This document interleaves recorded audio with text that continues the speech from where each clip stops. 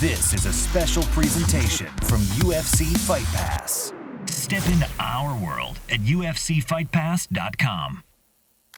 This is Extra Rounds from UFC Fight Pass. Extra Rounds.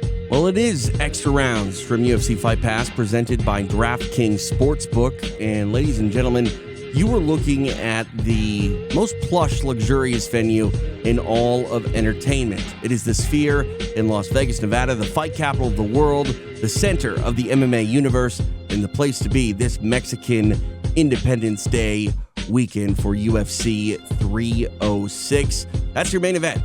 Merab Dvalishvili going to be taking on the champion, the undisputed king at 135 pounds. It's the Sugar Show, Sean O'Malley.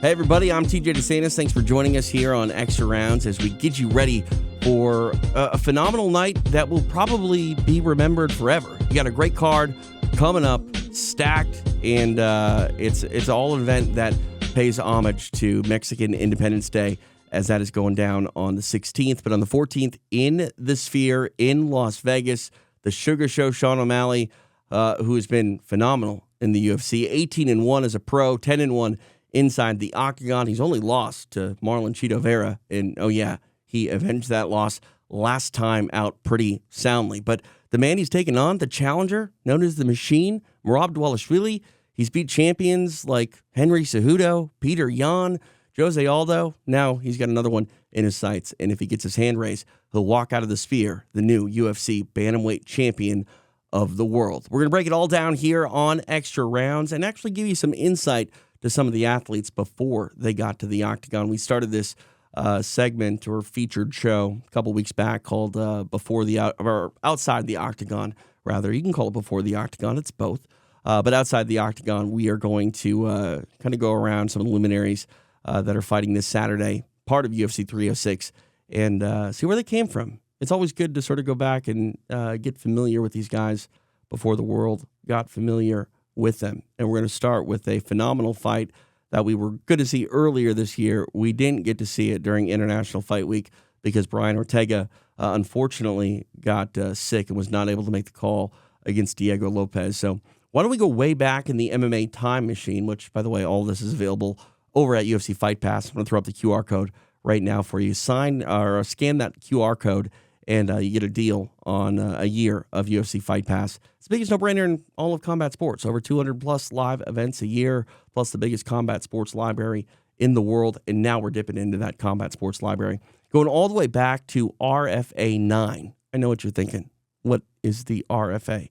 That's what the LFA was before the RFA and LFC merged to the LFA and what it is today. But Brian Ortega back in 2013, he was already showing why they call him T-City. So let's take a look. It's Brian Ortega here on Outside the Octagon from UFC Fight Pass. Gentlemen, with the rules, protect yourself at all times and obey my commands at all times. If you want to touch gloves, touch them now. Best of luck to both of you. John McCarthy with the final instructions here. And the closing odds for this one, an even fight. Minus 120 Ortega, minus 120 Jordan Rinaldi. Michael Chavallo, Pat Miletich with you, all part of RFA number 9 from the StubHub Center in Los Angeles, live on Access TV. Hope you're enjoying all the fights. Rinaldi comes charging out of his corner, throws a right hand, one to the head, one to the body. Rinaldi aggressive. Inside leg kick from Rinaldi. Ortega put on the back foot early here. Right hand lead from Rinaldi. The corner of Rinaldi telling him to work off his jab. He wants to use the jab to set up the right hand, throw it down the center when Ortega switches to southpaw stance, as he did a moment ago. Ortega now back to orthodox, and he takes a kick to the outside lead left leg. Whipping high right round there from Rinaldi. Rinaldi's keeping the pressure on real well.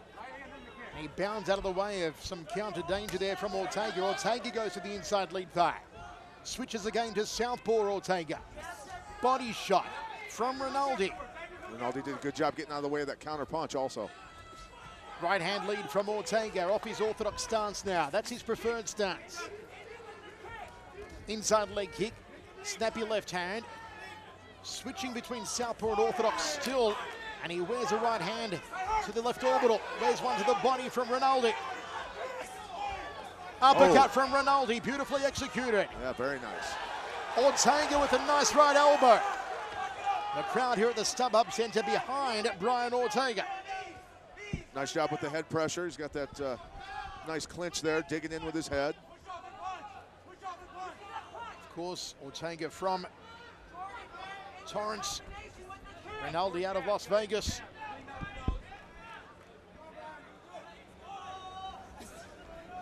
Glancing left hand there from Ortega. Looks for the lower right rib cage of Rinaldi. Good change of levels there from Rinaldi. There's some swelling under the right eye of Ortega, courtesy of Rinaldi's jab. He thrust another on a right uppercut and a leg kick. Combination work here from Jordan Rinaldi. I think Ortega's just trying to figure out his timing. Looping body shot from Rinaldi.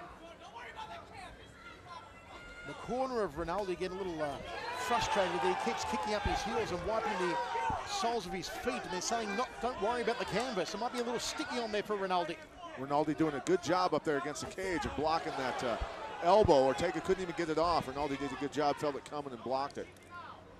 Rinaldi is just looking for a highlight reel knockout here in the first round with his hands and his high kicks. Yeah, Body shot, right hand. Yeah, he's doing a good job, changing up, going low, going high. Good counters by Ortega that time, though. Best shots of the fight so far from Ortega. Fakes a right. Double jab, right hand from Ortega. Oof. Rinaldi spins him around, and Ortega gets out of dodge. The chain link got punished on that punch, man. Inside leg kick counter from Ortega, off the left hand. Will he go to ground here with Rinaldi?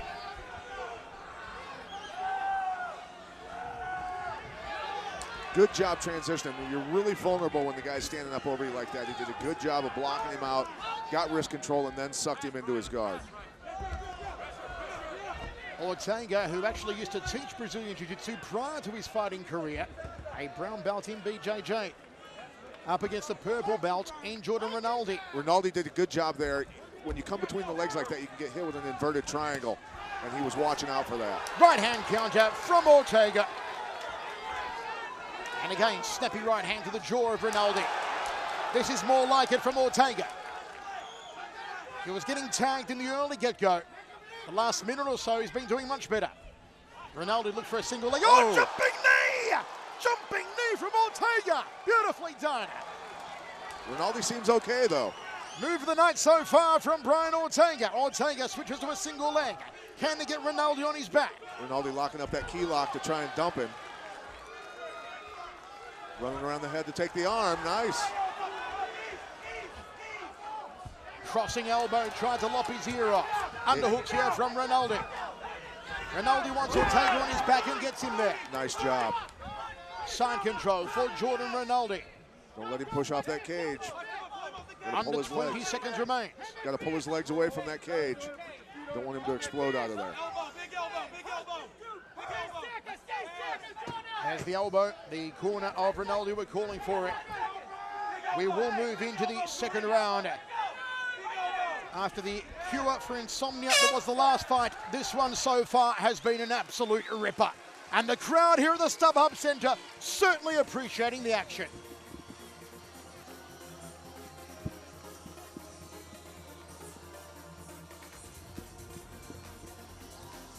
Take a look at this beautiful knee again here from Ortega. Yeah, nice fake. You fake with one knee and bring the other one up. Very nice, but he gave up double unders after that, not long. Look at him timing it, waiting for him to spin. Lands it right on the chin. Rinaldi doing a good job of weathering the storm, though, and coming back there right after that landed.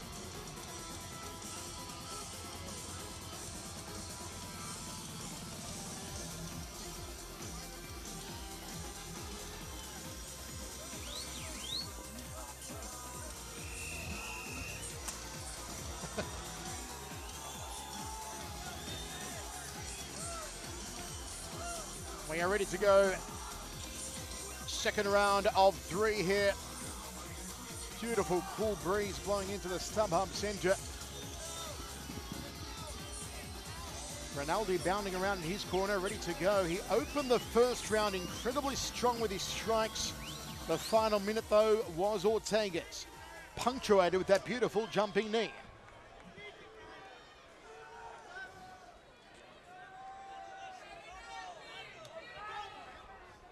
Rinaldi looking to change levels again. Slips the jab of Ortega. Rinaldi coming out stalking again like he did in the first round. Body shot from Rinaldi. And again, body head, right to the body, left to the head. Left his head up a little bit high when he went low with that punch. You gotta change level. Whoa. Good nice left counter. hand. Yeah. Solid jab from Brian Ortega.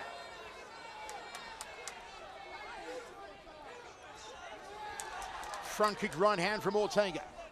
Rinaldi circles back to the center of the cage. Ortega fakes off the lead leg, fakes again, triple fake. Got to throw something though. Should have gone the right down the tube. Body shot from Rinaldi. I think I seem to be slipping a little bit on the fighting surface here. Logos. Outside leg kick. Uppercut from Rinaldi.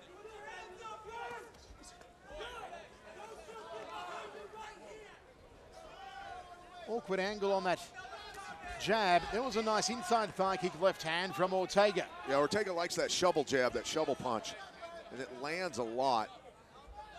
Not a fun punch to eat either. A head movement there from Rinaldi. Right hand lead from him, but didn't have the timing nor the distance.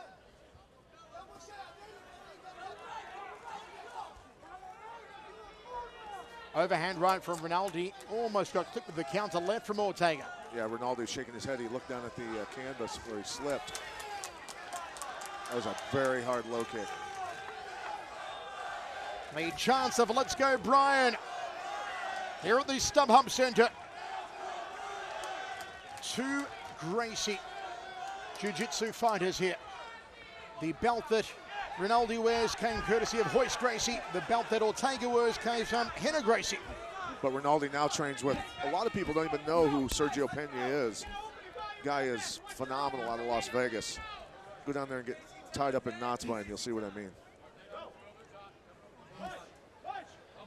Close guard here, the triangle from Ortega off of his back, halfway through the second round of three. Now full guard closed from Ortega. Not allowing Rinaldi to posture up here and work his ground and pound. Tries to pop the head up, does Rinaldi. And Rinaldi back to center octagon. Ortega back to his feet. 2 minutes remains now in this second. Glancing right hand from Rinaldi. Step across inside thigh kick, nice and high on the thigh. Ortega does a nice job of following up after a kick with punches. Some swelling under Rinaldi's eyes here. Ortega's got to be careful. His chin is propped rather high. And you know that Rinaldi can come over the top with right hands like that.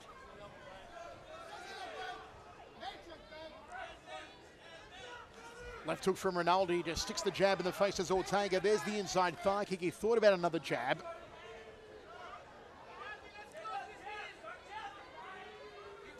Good jab from Ortega. Right hand counter from Rinaldi. Only one punch at a time though now out of Rinaldi. And that's a solid one. Shoots in for a double. Rinaldi gets the takedown with 1 minute remaining. He needed that takedown.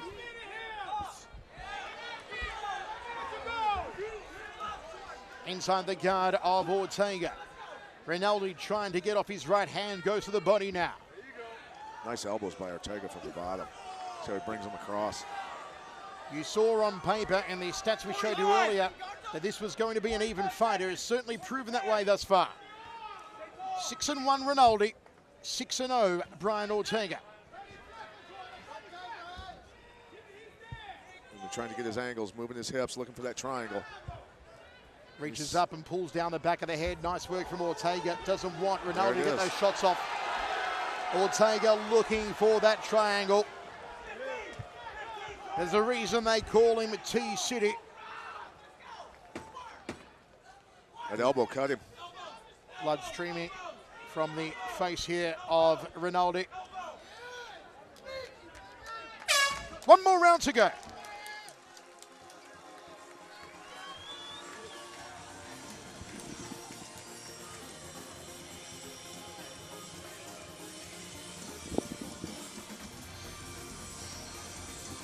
Landed a nice jab there, dropped him with that. Off balance a little bit. And I think both guys have been slipping on the canvas. I don't know if it's moisture, but the setting up those triangles, Ortega was going for him the whole time. Rinaldi landing a few shots there, scoring some points.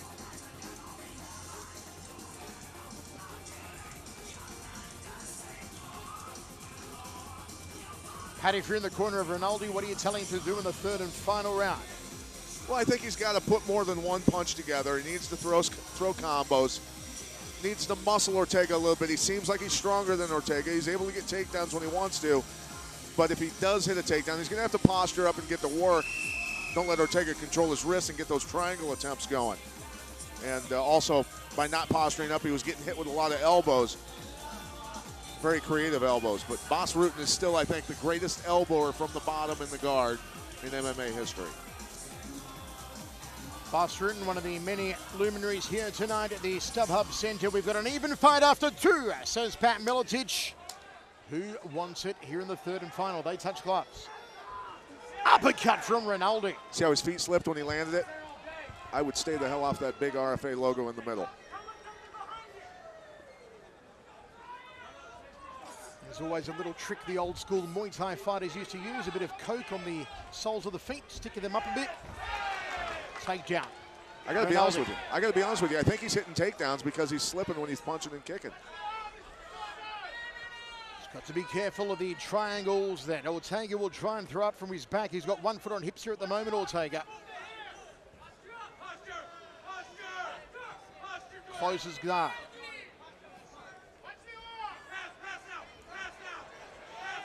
Posturing up good. Let's see if he can. Corner of Rinaldi telling him to pass. He couldn't quite get there. Rinaldi looks for that right hand, trying to sink into the jaw of Ortega. Look at, he's constantly going for the triangles. Look at that. Slowly but surely setting it up here, Ortega. Back to the full guard and closes it. That left elbow landed.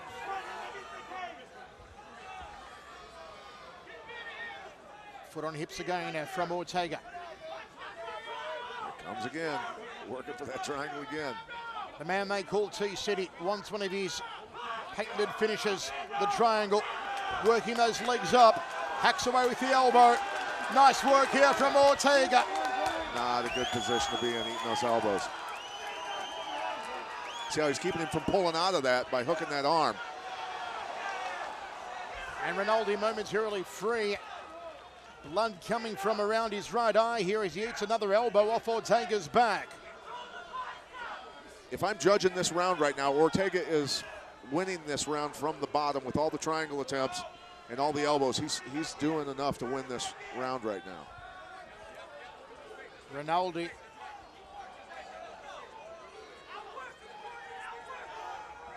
Gets locked in a figure four here. Triangle coming again. Here it is from Ortega. Brian Ortega, will he get another triangle? Hooked that leg, got the angle, he's tightening it up.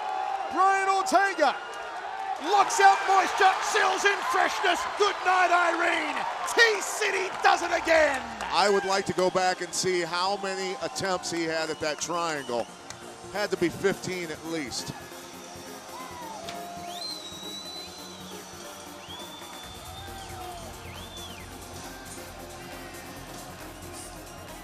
Ortega brings the house down here at the StubHub Center.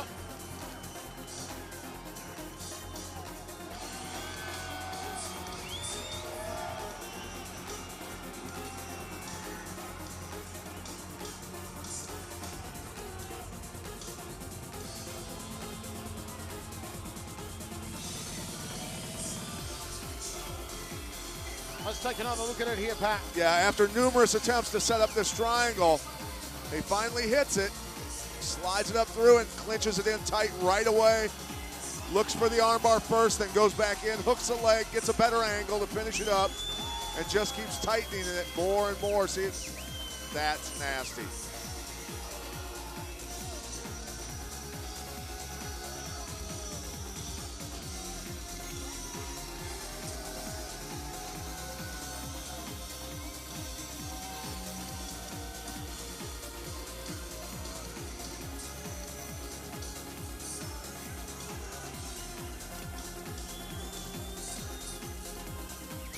Ortega continues his undefeated run, 7-0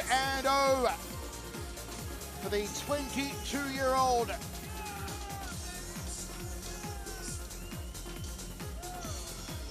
Rinaldi goes 6-2, back-to-back losses now for Jordan Rinaldi.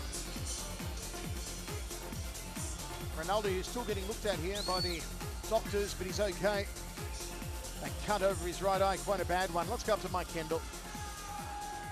Ladies and gentlemen, your referee, Big John McCarthy, calls a stop to this fight at 2 minutes, 29 seconds of the second round for your winner. By tap out due to triangle choke, Brian T-City Ortega! T-City indeed. Brian Ortega getting it done via submission here on Outside the Octagon. It's extra rounds on UFC Fight Pass. Hey, everybody. TJ DeSantis getting you ready for UFC 306. It is going down this Saturday night in the Sphere. Let's go to the other half of that Brian Ortega fight. I'm talking about Diego Lopes. Diego's been a guy who's been very active on UFC Fight Pass, fighting not only in mixed martial arts, but also combat jiu-jitsu. We're going to go south of the border, down to Lux. Lux is one of the premier Mexican organizations, and Diego Lopes would do big things down there before he got in the Octagon. Here, he's fighting in a super fight for a belt. It's Diego Lopes outside the Octagon. It's extra rounds here on UFC Fight Pass.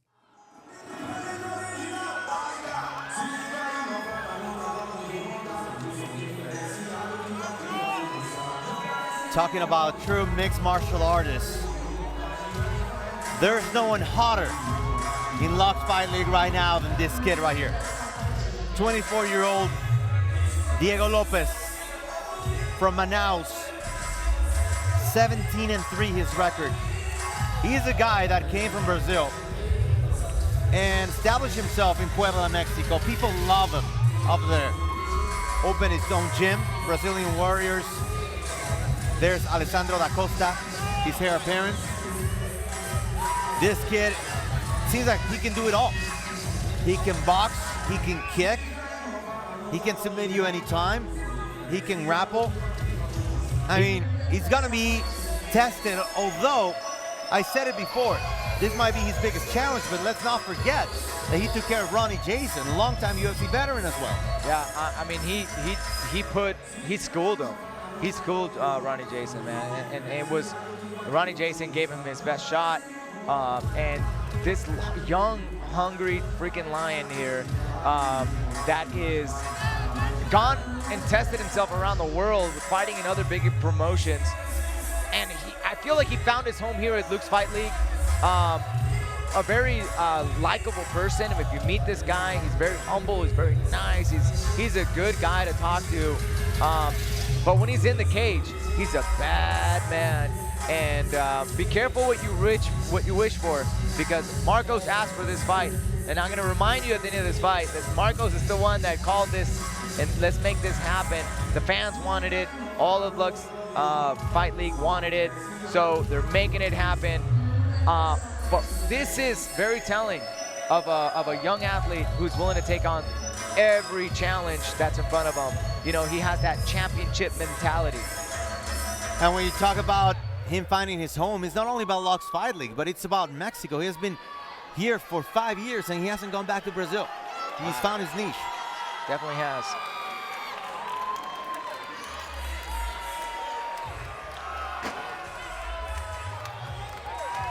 Yeah, I think he has to be the most well-loved fighter in Lux Fight League. Diego Lopes. We're gonna go check out the tail of the tape now. Well, let's take a look at it. 24 years of age for Diego Lopes, 33 for Marco Beltran. Look at the height advantage there goes to Diego Lopes. It's gonna take advantage in that jiu-jitsu, you know, on the ground game. This fight is at 145 pounds for the championship belt. 17 wins, 3 losses for Diego Lopez. 16 wins, 6 losses for Marco Beltran.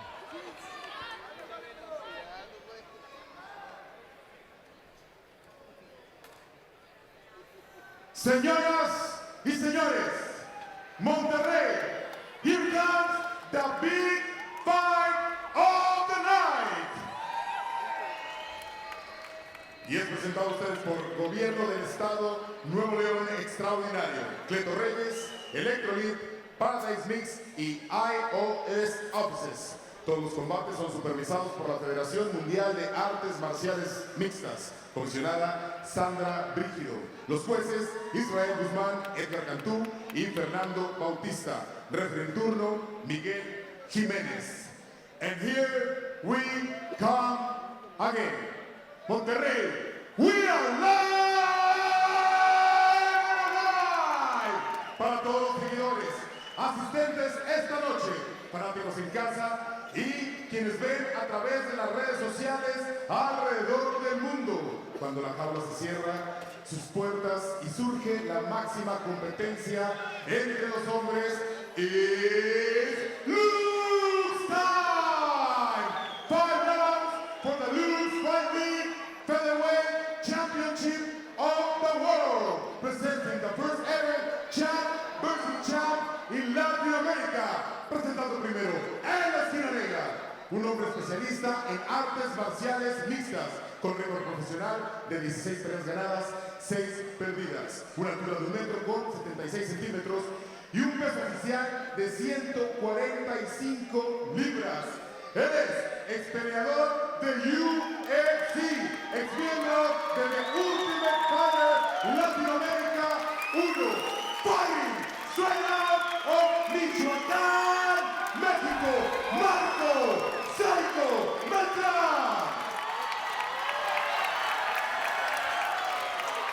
Al otro lado de la jaula, en la esquina blanca, un hombre especialista en Brazilian Jiu-Jitsu, con récord profesional de 17 peleas ganadas, 3 perdidas, una altura de 1 metro con 82 centímetros y un peso oficial de 145 libras. Él es 2 veces campeón mundial de peso pluma.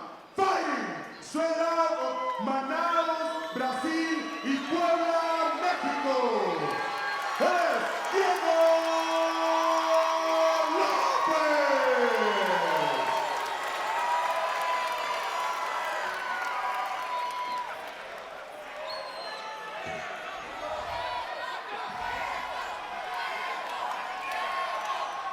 Ok, caballeros, ya conocen las reglas, protéjanse todo el tiempo, hagan caso de mis indicaciones, choquen los guantes si así lo desean y esquina. Oh my goodness. Listo, listo, listo, esquina. Mesa lista, ¿estás listo? Listo, a pelear. This is the first super fight in the history of Lux Fight League. And we have it here for you at Lux 7, only on UFC Fight Pass. Alongside UFC veteran Alex Soto, I am Francisco X Rivera. Glad that you can join us for this bout between Diego Lopez and Marco Beltran. Nice little filling out process right off the bat. Both fighters seem to be a little tentative. You know what's remarkable about this matchup right now, watching them both face to face, is that there's not a huge size discrepancy.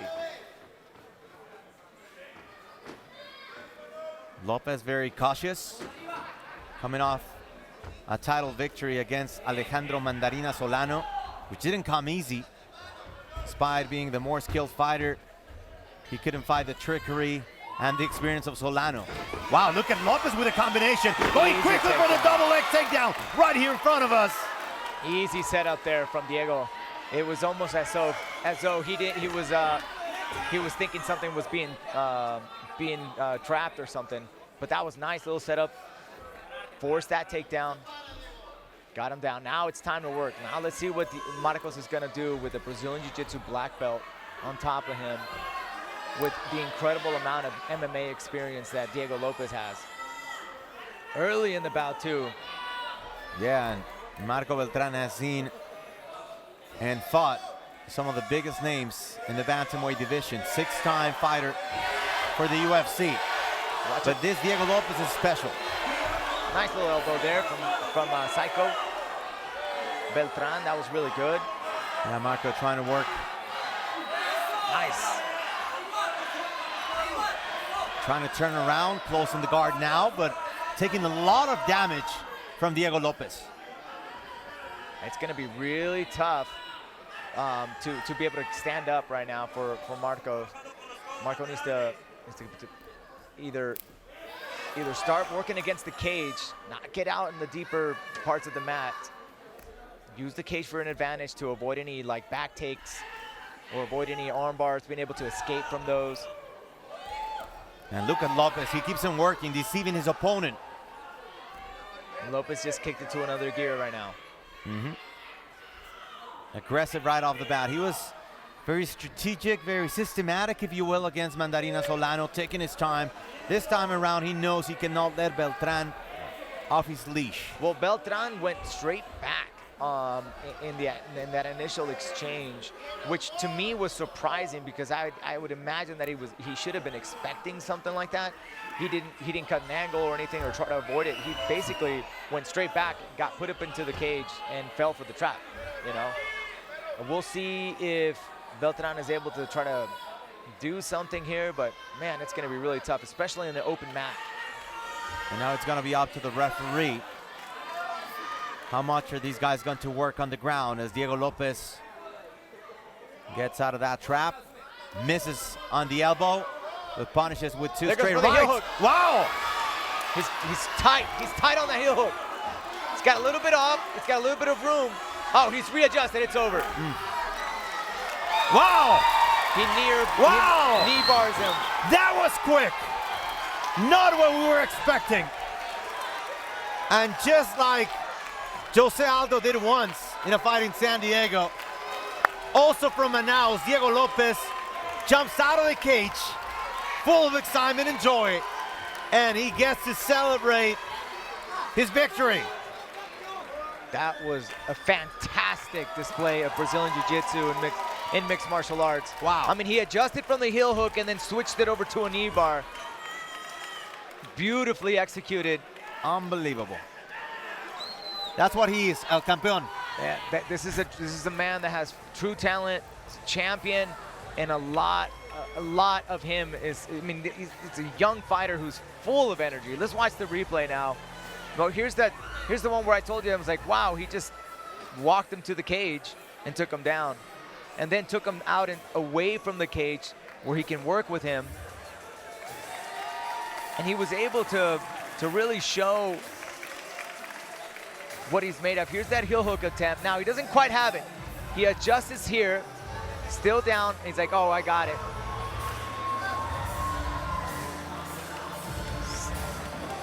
Just another day in the office for Diego Lopez. Look at that extension on that leg. He had nowhere to go. Marcos couldn't have twisted the other way. Would have been stuck in a heel hook. I mean, that's all you do.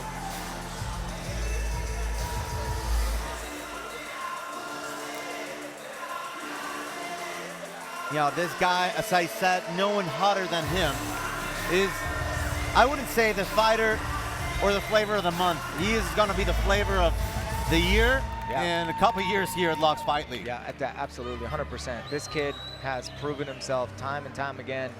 He is very, very special fighter. Now, who do you put him against? That's going to be the question, man. Wow, yeah, that's going to be a tough fight for anybody in the featherweight division. Señoras y señores, el referee ha detenido el combate en un tiempo oficial de 3 minutos y 35 segundos del primer asalto, para declarar como ganador por la vía de la sumisión con una barra de rodilla and still blue fight league featherweight champion of the world, Diego Lopez. While Diego Lopez is definitely Brazilian, he calls Mexico home and embodies that spirit of the Mexican fighter.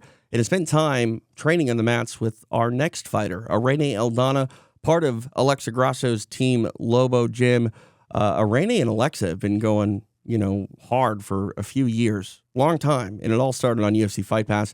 Let's go back to the night in March of 2016 when Irene Aldana took on the Ultimate Fighter alum in Jessamyn Duke. It's Outside the Octagon from Extra Rounds, presented by DraftKings Sportsbook here on UFC Fight Pass.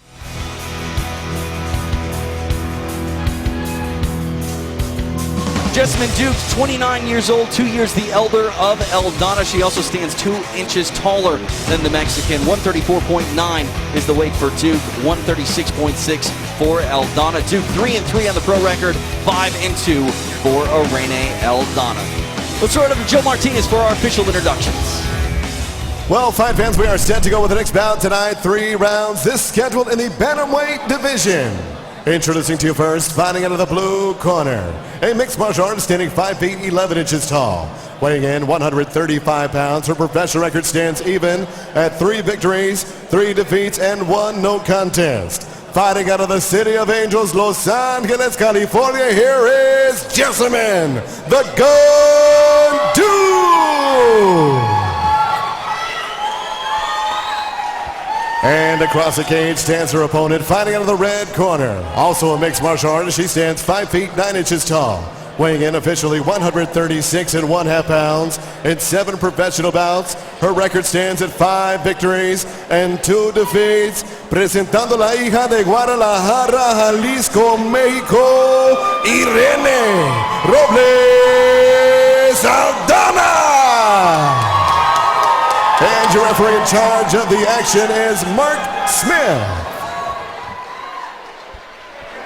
Mark Smith getting this bantamweight bout assignment. It is Jessamyn Duke and Irene Aldana.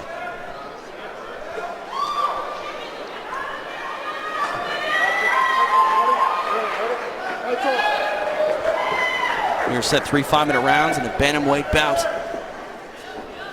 Aldana in the black, Duke in the black with green accents. Aldana coming in with some punches. Duke standing and trading.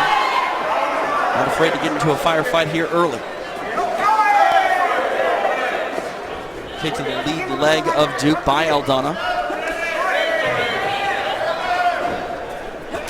Enjoy live and exclusive events, original programming, and the largest MMA library on UFC Fight Pass. Download the UFC TV app today. Anytime, anywhere. Your pass to the Ultimate Fighting Championship. Those right hands are landing very, very well for Aldana right now. Aldana, a volume puncher, will open you up with the jab and followed up with a flurry. Kick there, checked by Duke. Yeah, Duke has some really good kickboxing, experience.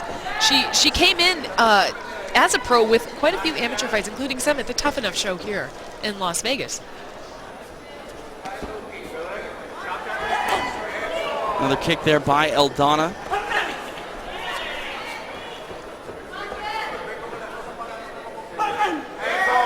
Aldana definitely letting the hands go here early.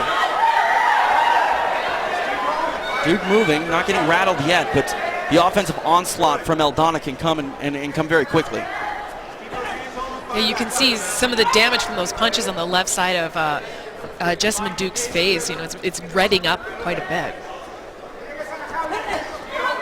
Kick there by Aldana, again lands to the lead leg of Duke.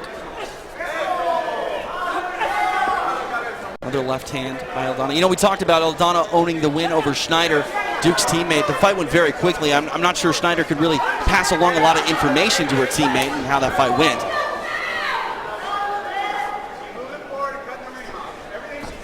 Aldana definitely comfortable here on the feet.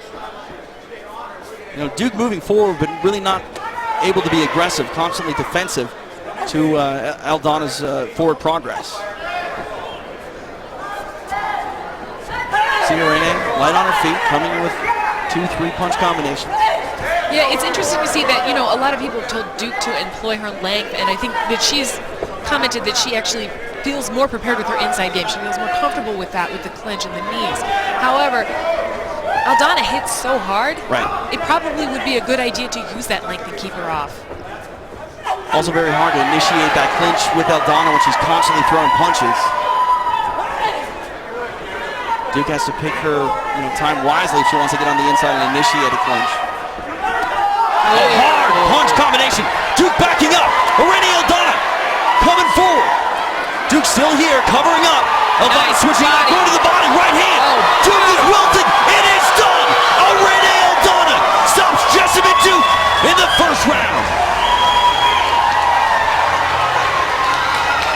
That is the Irene Aldana that earned a title fight here at Invicta Fighting Championship. That performance will raise a lot of eyebrows. Wow, Irene Aldana proving that she's among the best inside the bantamweight division. That was a beautiful flurry of punches, getting the advantage by, knocking her off her balance with her head, hitting those hard headshots and immediately going down to the body. That's a mark of a very skilled boxer, knowing to go up and then down and then up again to get what she wanted. You cannot get comfortable with Irene Aldana. She will land hard, and Jessamyn Duke just found that out. She tried to recover. She's very upset, very frustrated, but, you can't back straight up when Irene Aldana launches an onslaught and just, wow, impressive power from the hands of Irene Aldana. Good display of sportsmanship there.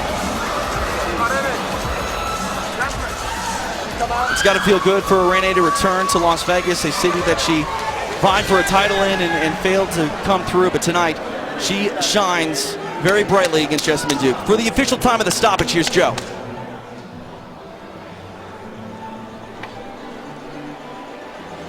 Ladies and gentlemen, the end comes at the official time. 3 minutes, 8 seconds, round number 1. Referee Mark Smith puts a halt to this bout for your winner by TKO, Irene Robles Aldana. Irene Aldana showing off her prowess in the striking arts, getting the win over Jessamyn Duke. Her teammate Alexa Grasso, also not a bad striker, but I think it wasn't until Alexa Grasso took on Valentina Shevchenko that the world really saw what she could do on the floor. A lot of people thought she was a straight boxer coming from that Lobo gym in Guadalajara, but Alexa Grasso, definitely a mixed martial artist who can grapple as well. We saw that in the UFC, but I got to see it on one of the very first fight cards I got to call on a big stage. It happened back in 2015, February of, when Alexa Grasso was in the co-main event against a very talented Japanese fighter who also has fought in the Octagon now, Mizuki. Both of these women were incredibly young, and on this night in Los Angeles, we were calling this bout a preview of the future of mixed martial arts, and that's exactly what you get on UFC Fight Pass. Way back then in 2015 and even today. Let's throw up that QR code real quick. Again, biggest no-brainer in all of combat sports. Sign up today. Use that QR code. Get a deal on 1 year of UFC Fight Pass right now. All right, jumping back into the world's largest combat sports library. Alexa Grasso takes on Mizuki right here. It's outside the Octagon from Extra Rounds, presented by DraftKings Sportsbook on UFC Fight Pass. For Alexa Grasso, fighting is a family affair. She trains at the Lobo Gym in Guadalajara and is trained by her father and uncle. She is flawless as a mixed martial artist, going 6-0, finishing 4 of those fights by knockout. All of Mizuki's stoppages have come by way of submission. It's not a style versus style matchup, though. Both of these girls really can bring it in all aspects of mixed martial arts. They are. They're both very well-rounded. I think Mizuki has faced tougher competition than Alexa, but I'm not counting Alexa out. Being undefeated means something. It means that you have been able to perform at the level, that you're capable of. I would like to see her rise to another level. I'm really excited about the step up in competition for her. It's a chance for her to prove herself. And I'm excited. It's an international contest here with Grasso being from Mexico, Mizuki being from Japan, but you can almost feel like this hometown advantage for Grasso. Being in Southern California, the Mexican contingent has really come out to support her here in our co-main event. She has a huge base of friends and family who have traveled very far to come here and see her fight. You can hear them in the crowd. They're going nuts for her. Grasso has big aspirations in mixed martial arts. In the pre-fight build at the open workout, she said she wants to be like Ronda Rousey. And those are high aspirations in MMA. Very, very high aspirations, but with a 6-0 record, she's working towards it. The final instructions from the officials here for Alexa Grasso. It is our co-main event. Don't forget, immediately following this, it is our title fight as Chris Cyborg defends her featherweight crown against Charmaine Tweet. Appreciate you joining us on Fight Pass. Let's take a look here at the tail of the tape.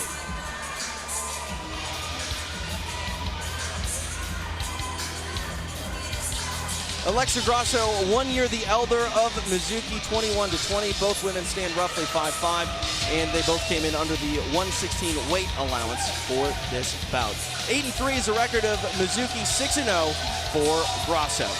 It's time for our co-main event. Let's get the official introductions from Joe Martinez. Well, ladies and gentlemen, we are set to go with our co-featured bout of the evening. 3 rounds, this scheduled in the strawweight division.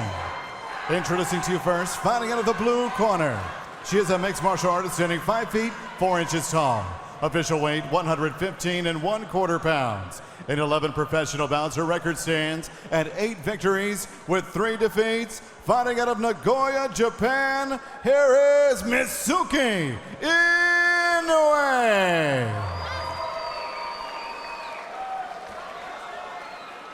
And next, her opponent across the cage, fighting out of the red corner. She is a mixed martial artist standing 5 feet 5 inches tall. Weighing in officially 115 pounds, she brings a perfect record into the cage tonight. 6 bouts, 6 victories, and no defeats. Presentando la invicta niña de Guadalajara, Jalisco, México, Alexa Grasso. Referee in charge of the action, Mike Beltran. Mike Beltran getting the strawweight assignment. It is our co-main event of Invicta FC 11. It's Grasso versus Inoue.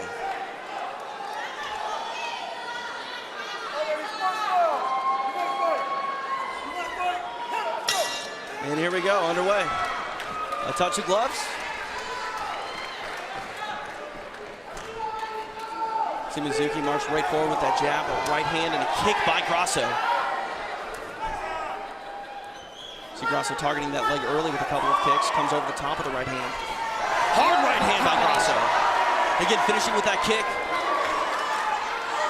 We have not seen Mizuki really check that kick either. She's eaten all of those leg kicks that have landed. Left and right, I mean, Grasso's hands are incredibly quick. They're very, very good. And both of these women move their heads when they punch. Such an important factor in staying out of the way of strikes. Shrine Auditory coming alive for Alexa Grasso with chance of Alexa. Right hand misses by Mizuki.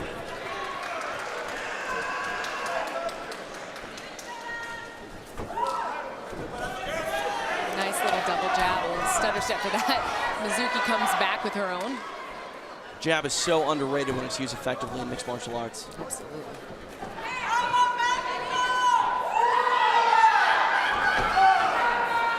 Hard jab by Mizuki. I mentioned the head movement. Both these women just very technical when it comes to striking. Hard right hand by Mizuki.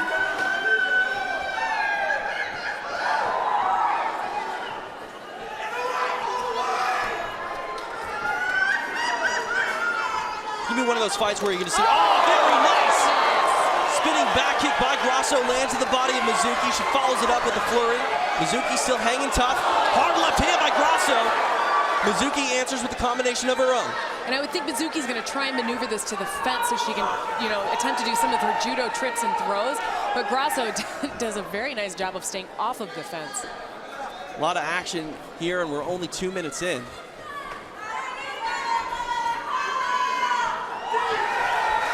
Left and a right hand by Grasso. Oh, she does such a good job of returning over that. Mizuki's punching so straight.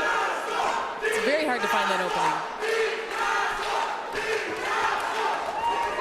Credit to Mizuki, she's eating some shots here, but she's still coming forward, Yeah, always in the face of Grasso. She definitely is appearing to be the aggressor in a lot of the shots, and Grasso is countering very effectively.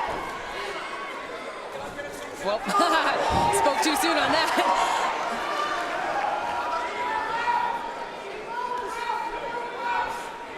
It's one of those fights where you almost have to sit back and really absorb everything because these women are moving so fast. Yeah. Good answer. I'm kind of excited. Hard right hand there by nicely Grasso. done. Lands on the chin of Mizuki. Mizuki launches a kick to the lead leg of Grasso. Saw Grasso early kick the lead leg of Mizuki. She's kind of gotten away from that. You know, yeah, it seems to come at the end of her combinations, which I like a lot. She's bringing the attention up high, ending with that kick. There it is. Smart strategy, too. Looks like Mizuki might be bleeding a bit now. Definitely blood coming from the nose of Mizuki. Grasso putting it on her.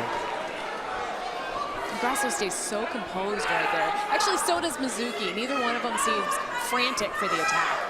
At just 21 and 20 years old, these women are fighting like they're long tenured veterans in mixed martial arts. Very technical work here happening on their feet.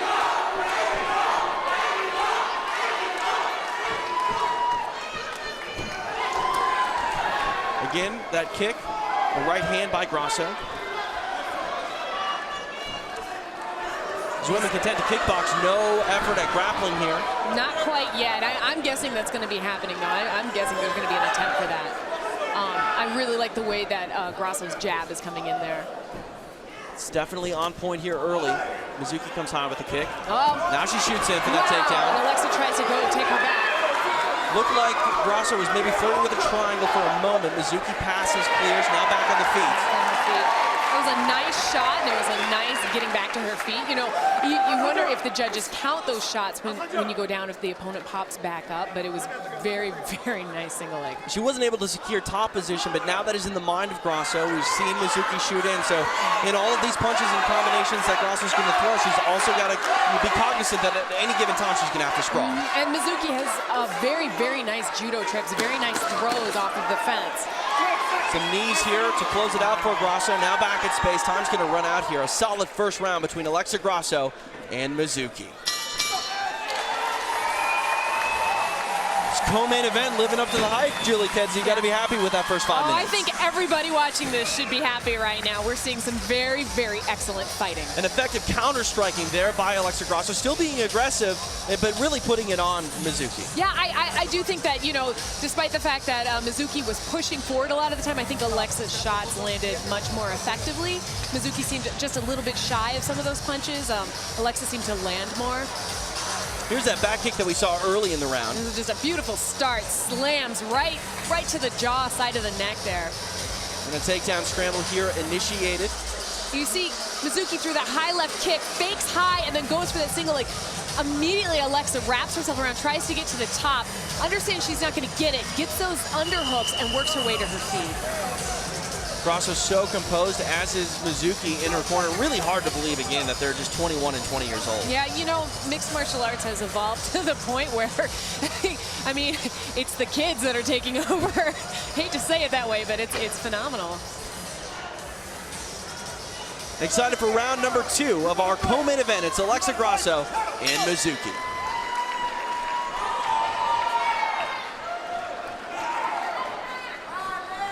It's one of those fights that's fun for us to call. I think it's fun for these girls to fight as well. These women really enjoying themselves. Another attempt at that kick. Let's see if Mizuki tries to kick up high and get down low again like she did. That was a very effective way to shoot on her. Don't forget UFC 184 tomorrow. Ronda Rousey against Kat Zingano. The bantamweight title on the line. Prelim starting at 4 p.m. Pacific, 7 in the East, right here on Fight Pass. Mizuki rushes in with the punch combination. Look at the way Alexa takes a hop step to her right and just delivers those straight shots right in the center of those punches.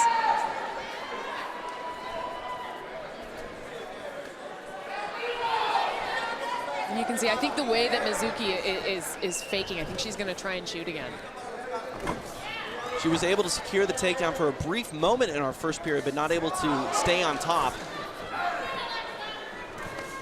Hard exchange by both women.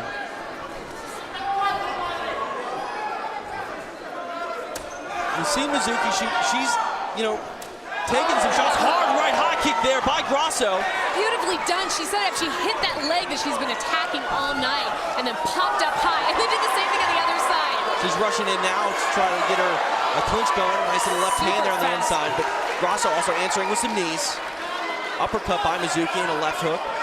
Now here's where it's going to be hard for Grasso, not hard for her to throw knees, but it's a little bit more dangerous. Being on one foot with Mizuki pushing you on the fence can be quite dangerous because of her tricks and her judo game. Nice elbow in there.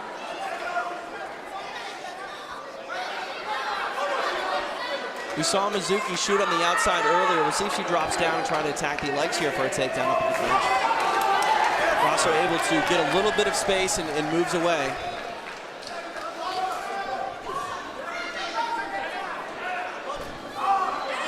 Now, credit to Mizuki. She's eaten some shots here, but not getting away from head movement, constantly marching forward, not getting deterred from her game plan.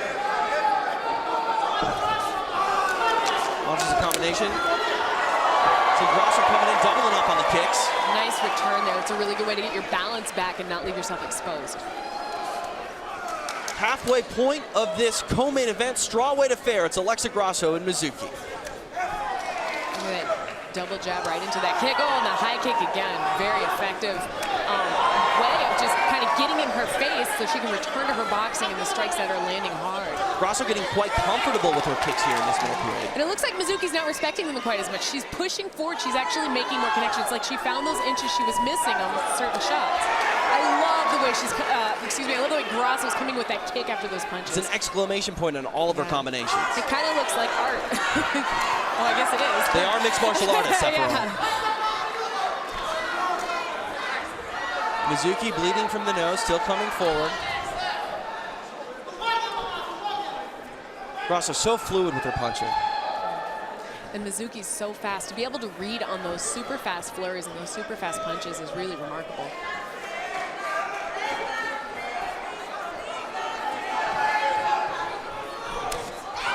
Hard kick there by Grasso, but Mizuki was able to land a nice right hand on that kick. Now she shoots in, gets a takedown. Now she secures the position. Grasso. Oh, Grasso moves on to, well, attempts to move onto her back, fishing for that armbar. Mizuki has to be very careful here. Grasso going for an inverted triangle. Very, very interesting. Very This is deep. Now we're going to Kimura at the same time. Gonna switch to an armbar. My goodness. She needs to flatten her out a little. She needs to get the leverage to finish that. She's really, really good position right there. We've seen the choke finish here in mixed martial arts plenty of times before. We have. Mizuki's doing a pretty good job defending it, though, staying scrambling, moving around. She's wrapped up pretty tight, though. It's a matter of controlling the leverage at this point. Still working that Kimura as well. And I think that's very, very smart to work that Kimura because she'll be able to position her body a little bit more strongly. That Kimura, the position of her hand right there is actually what's helping her base out. If she can dig that Kimura out, she's going to be in a much, much better position to finish this, I think. You know, I don't know if I've ever seen a Kimura finish from this position for it. Grasso trying for it. Really innovative stuff from what we labeled him as more of a striker than anything in Alexa Grasso. Very impressive. You know, she took a step up in competition. She's doing extremely well with that step. Time's going to run out for Alexa Grasso, but really a nice exclamation point on this middle round. We saw her have success throughout the round on the feet, but really nice grappling stuff from Alexa Grasso. Yeah, very fast. She was aware she was being taken down. She used that to her advantage, spun around onto the back. She did a great job of locking that on, trying for the arm. Unable to get the arm, she locks the triangle on, the inverted triangle. And you know, that's got to be, it's got to be tiring for her opponent. It's got to be tiring for Mizuki to be fighting, going on the defense again. Alexa Grasso is so calm in her corner. She is just amazing. She's really at home in this cage. I can't recall a martial artist that composed inside a cage fight. It's really incredible stuff. Here's the replay. Julie, walk us through it. Well, so she throws that kick, this double-up kick. She throws a roundhouse kick to the hook kick and actually lands with the jab afterwards, which is a nice displacement of her weight. There's that head kick that landed. She landed several of those, actually, some of them flipping. She goes low and then high, very nicely done. And here's the inverted triangle position Kimura attempt that she tried to finish the round with. And, you know, I would like to say I know a fighter who actually was that composed in their career, and his name was Fedor Emelianenko. So it's maybe... You can't throw that around lightly. References to the last emperor. I'm just saying it's a little homage. I hear you. Our final round underway. It's Alexa Grasso and Mizuki.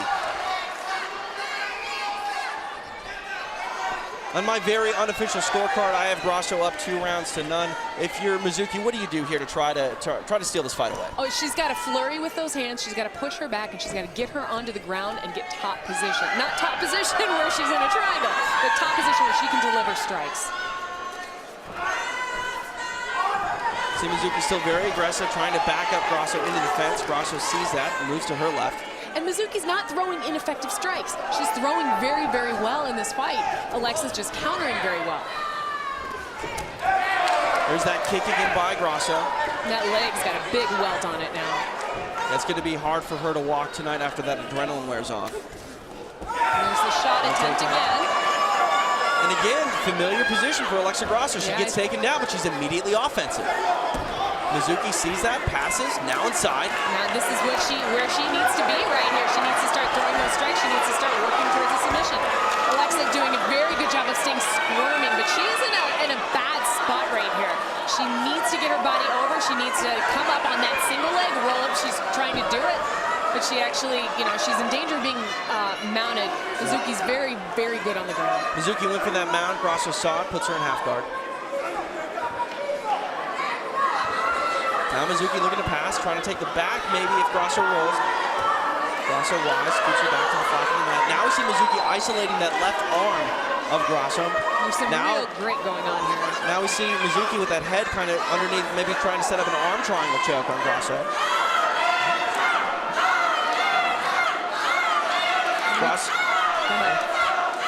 Grasso just wrapping up the head there. We see Mizuki trying to pass. Now not. Trying out the back door, but her back is giving up now. Almost. No, this is what you called for. You called for Mizuki to get top position and maintain it and not fight off submission. She's been able to do that here.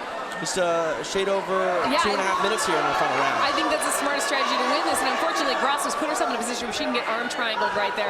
She's got to keep fighting that. Mizuki's got to push really hard for that, get that finish. She's got 2 minutes, 30 seconds to get this done. She can. She's transitioned to mount, now she's on the back. Mizuki needs to make this position count for her, maybe try to, bunch up some punches here. And it's a good scramble by Alexa on the bottom. She needs to not be flat at this point. She needs to stay curved. Oh, nice reversal by Alexa Grasso. She really read the weight well.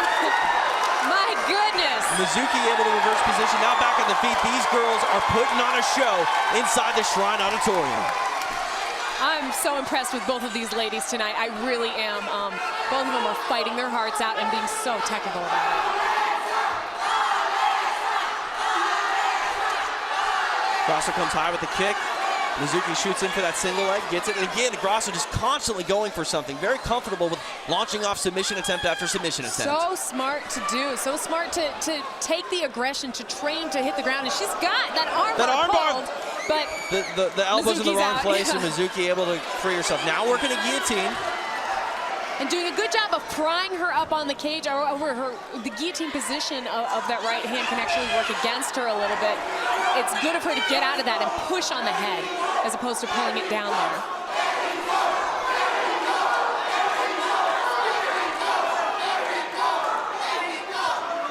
Again, Mizuki working a single leg attempt here.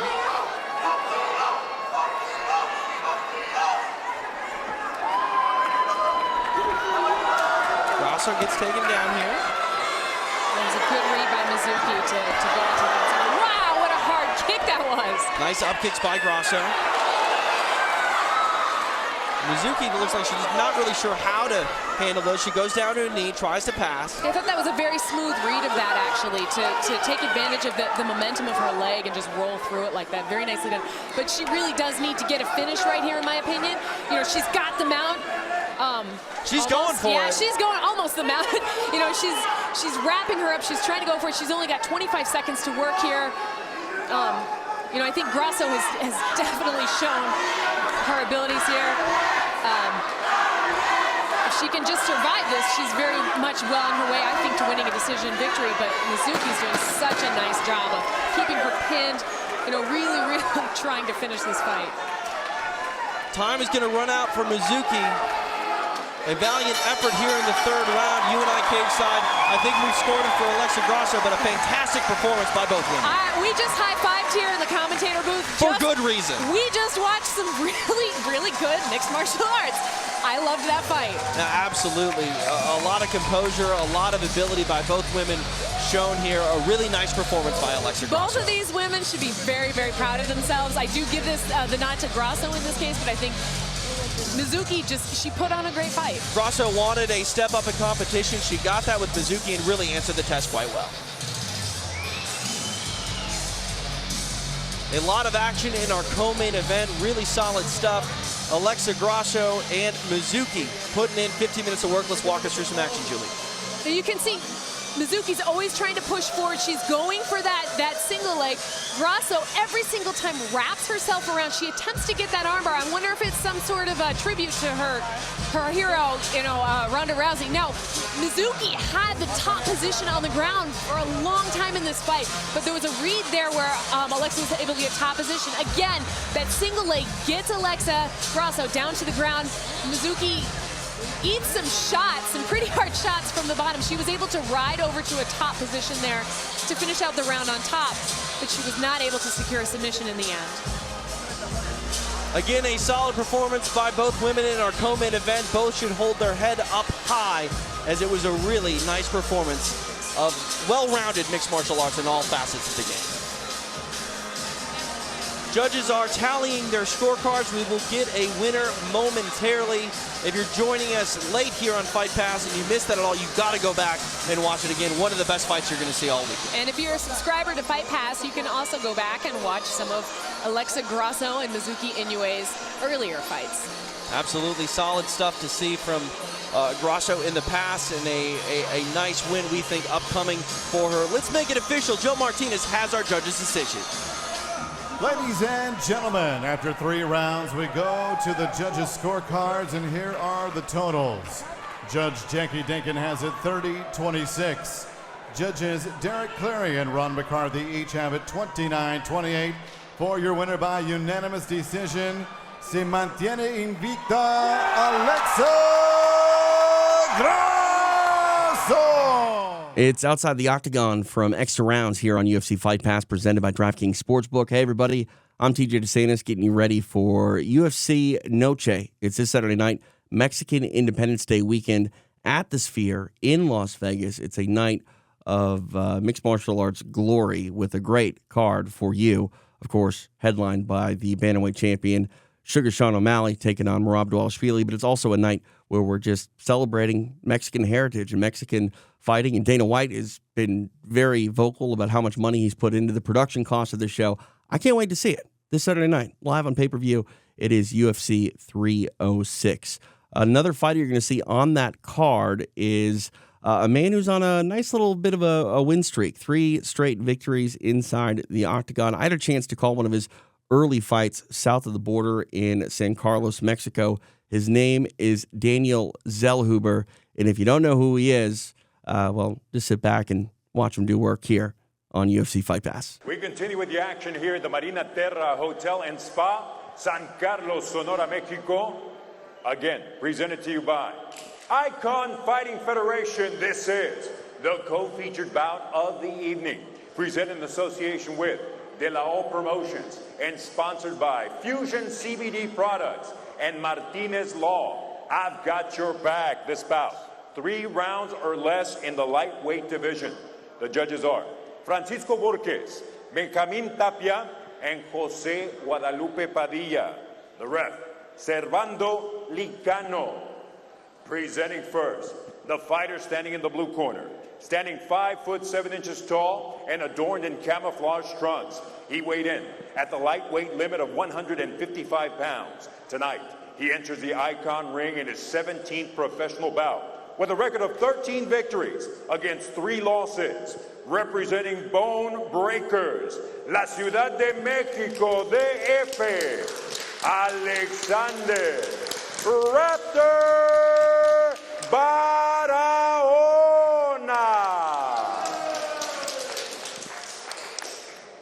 Across the ring in the red corner, wearing black with red and white trim, standing 6'1" tall, He also weighed in at an identical 155 pounds. Tonight, inside of the Icon ring, he puts his undefeated record on the line, consisting of 9 pro victories, representing the Romero team.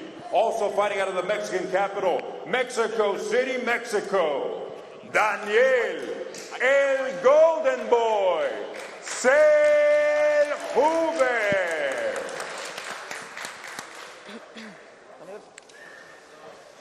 I don't know about you, TJ, but I'm excited for this one. Absolutely. It is the Raptor, the undefeated fighter coming into tonight's Icon opportunity here. The former football fullback. Barahona has, since he's gotten into the ring, has been laser sharp focused and just ready to go for the last maybe 5 minutes. Touch your gloves, we are underway. TJ DeSantis, Pearl Gonzalez. Daniel Zellhuber taking on Alex Barahona. Zellhuber looks much bigger. 4-inch reach advantage, but again, that doesn't take into consideration the legs, the reaches with the arms, and as you mentioned, I mean, looking at Zellhuber, just very, very long, and we see him with his kicking attack early. Yeah, and Barahona's doing a good job of applying the pressure, trying to get on the inside. He is throwing some big wide punches. I think as the smaller, shorter fighter, he's got to throw straighter. Ooh, there goes that football. Ooh, in on that takedown, but not able to get the fight to the floor the way he wanted to. He's full mount here for Zellhuber.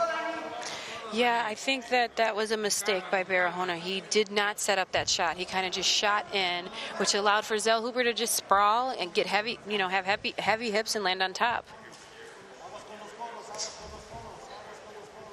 Zellhuber, perfect as a pro, 9-0. And in a perfect position right now, early in this mount, with plenty of time to work. See if he can get some offense going. Yeah, he's doing a good job here of trying to tie up the arms. Ooh, landed a really big elbow. I wonder if that's cut him. He's tying up the arms here. Heavy hips. Ooh, able to force that scramble is Barahona. Barahona did a great job utilizing that power that he said he had. Definitely didn't want to eat any more of those elbows on the bottom, and now we'll see if Barahona can make something happen. Clinched up in the corner here. Zellhuber doing a great job of fishing for underhooks here. Already created some space and range. Is off of the ring and landing big knees. Beautiful knee. And kicks. Oh, that hurt him. This might be trouble. over. This might be over. Zellhuber closing in on potentially the 10th win of his career. Full mount. Barahona trying to survive. High mount. Elbows. Covering up. Referee right on top of it. Wow. That is a wrap. Look at that. The Golden Boy shines once again. Daniel Zellhuber now 10-0 as a pro. Ferocious. That is some scary ground and pound, Pearl Gonzalez, on display. That was phenomenal. And it was set up by a leg kick. A leg kick is what ultimately set up his finish. And from start to finish, as soon as he saw that kill, he did not stop until he found his prey. You could tell Barahona, didn't want to stand on the outside, went in for that takedown, got mounted, ate some ground and pound, was able to get back to his feet, but again, Zellhuber brings a different kind of aggression, especially when he's in top position on the floor. His opponents are definitely going to be looking out for that in the future. Yes, he's ferocious, he's powerful, he's aggressive, a beautiful display of skills. Let's take a look at some of the action here. I mean, this was a clinic in ground and pound. Pearl, walk us through. All right, so here he goes on the inside. This shot wasn't set up properly. Zellhuber lands on top here, does a great job of tying up the arms and lands these big, beautiful inside elbows just straight down the middle, right in between his guard. Staying heavy here, but kind of staying heavy, tying the arms up again, more ground and pound coming from him. And here, we didn't get to see it, but there's ultimately the finish. He hit him with that leg kick and then did not stop until that fight was over. It was phenomenal. Servando Lacano forced to save Barahona. It is Daniel Zellhuber getting the win to make it official. Here's Lupe Contreras. The unanswered blows forces referee Servando Lacano to stop this contest. with an official time of 2 minutes 17 seconds of round number 1. Your winner, by way of technical knockout, still undefeated, El Golden Boy, Daniel Sejuve. Well, the country of Mexico has had a breakout in mixed martial arts over the last few years. We've obviously had champions like, and still, Alexa Grasso, who defends against Valentina Shevchenko. But let's not forget Brandon Moreno, Yair Rodriguez, and just a ton of talent coming north of the border to fight in the UFC's Octagon. And one guy who really sort of captivated the world did so at just 17 years old. You knew I was going to have to play some fights from the problem child from Las Vegas, Raul Rosas Jr. I try to roll those R's. I just can't. I'll work on it. Maybe I can get it down by Saturday. I'm going to be on the watch along with Jens Pulver and Pearl Gonzalez coming up for UFC 306. So please tune in to the UFC Fight Pass YouTube channel and watch the event, provide some commentary. We're going to have fun. But now we're going to have fun here on Outside the Octagon as we see some of the early fights from Raul Rosas Jr. Before he even got on Dana White's Contender Series. He was doing big things down in the Ultimate Warrior Challenge south of the border. So let's get into it. Raul Rosas Jr. here on Outside the Octagon from Extra Rounds on UFC Fight Pass. As we can see, a little bit more of a professional record with Raul Rosas, but still very young, both fighters, 17 and 20, 172 centimeters in height, equal height, almost equal weight, both of them making weight, so the reach is pretty comparable, one from the U.S., one from Mexico. I mean, this looks like, on paper, a pretty good matchup. Yeah, this is going to be a close contest. As you can see here, the stats are pretty even, so we're going to see who has a better skill. It's a classic Mexican-American versus a Mexican right here. Oh my goodness, I'm super excited for this, but let's go to the center of the cage with the voice, Pablo Flores, to get us started off. Ladies and gentlemen, good afternoon and welcome to another night of mixed martial arts live on UFC Fight Pass. This is Ultimate World Challenge number 32 and we are live also from the House of Champions, Entram Gym, from the busiest border city in the world, Tijuana, Baja California, Mexico. This bout is set for 3 rounds of MMA action in the featherweight division and is sanctioned by the Boxing and MMA Commission, the chairman, Alejandro Garcia, commissioner in charge, Miguel Reyes, physician in cage side, Dr. Benjamin Sandoval, medical assistant, Tania Padilla, your timekeeper, Giovanni Varela, your 3 judges scoring this bout, Marco Antonio Perez, Giovanni Varela, and Joaquin Flores. Your referee in charge of the action, Edgar Lopez.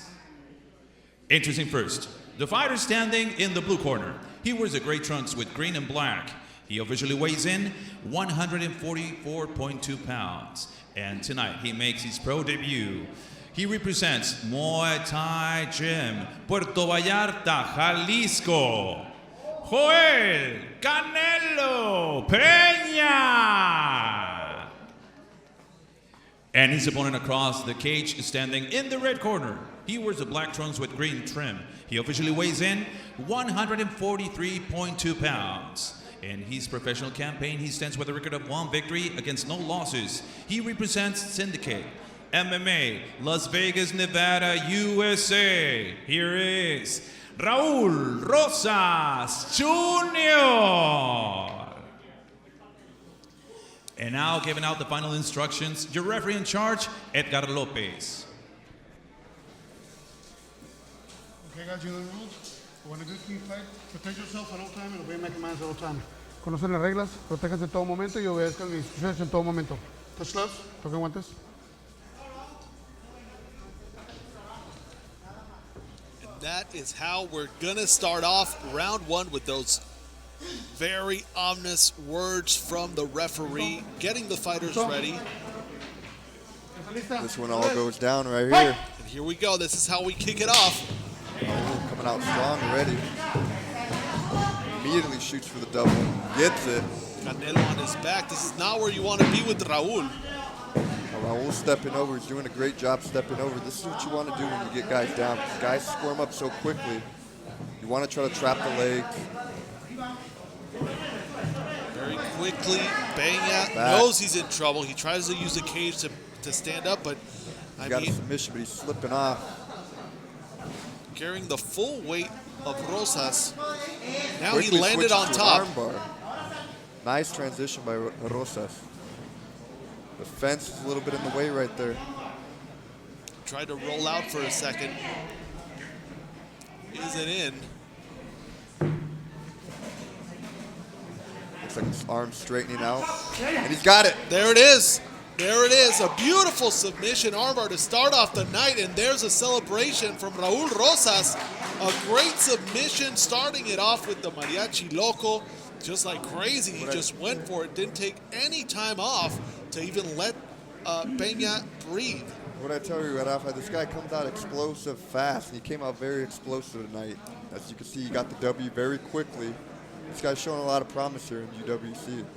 I mean, that's what you want, to showcase all your skills, not leaving anything to the judges, and just immediately that killer instinct. I mean, Raul Rosas has the idea to win every single fight, no room for error, and we saw it today. This is a great win for Raul Rosas. So let's go to the replay and see just how quickly that was. I didn't even get to see how much time that went. So this instant replay is brought by UFC Fight Pass. Yeah, as you can see, the arm was straight right there. This was very hard for him to escape, for Peña to escape. The fence was on the other side. Even if he jumped over it, he was in a lot of trouble right there. Very early, these guys weren't slippery at all. This is when submissions are the most dangerous. Definitely. Well, we see him cool, calm, and collected. Didn't even break a sweat, Raul Rosas. Now we go to the center of the cage for the official decision with Pablo Flores.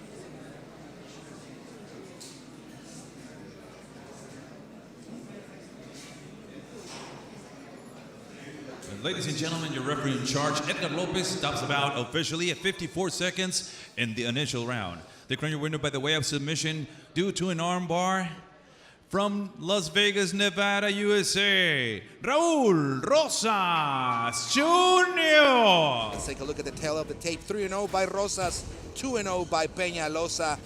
Just a 10-year difference. 17 for the American fighter, 27 for the Mexican fighter. Almost both the same height, same weight, and a much more reach for Raul Rosas. A 25-centimeter reach advantage for the American. Let's go to the voice of the cage, Pablo Flores.